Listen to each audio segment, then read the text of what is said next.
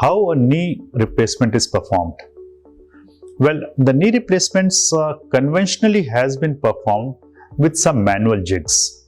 That means there are some jigs available which the surgeon places after opening up the joint, and with the help of those jigs, the surgeon gives shape to the end of the knee joint and puts the implant.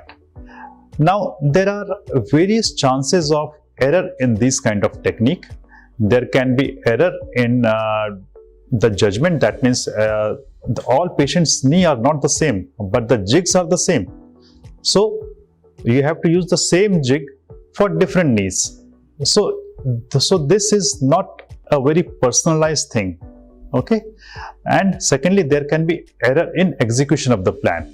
The surgeon's hand may just go up or down, and in that case also the alignment of the knee may differ. Now, the second method is robotic knee replacement. Now, robotic knee replacement is a technique where the alignment of the patient's knee is first calculated on a CT scan. Now, with the help of this CT scan, a 3D virtual model of the patient is prepared, and then a personalized plan for each patient is made. Now, according to those personalized plan, the implant size and the position of the implant is decided. That information is fed into a robotic arm, which then takes appropriate cut with sub-millimeter accuracy, and over that you put that implant. So you get a knee joint which is almost similar to the natural knee.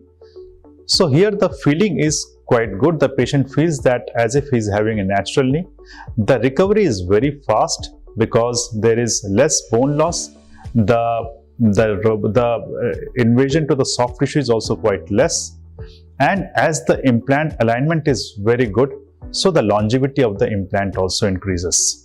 So robotic knee replacement is a very good technique which combines a surgeon's experience and judgment with the accuracy of a robot.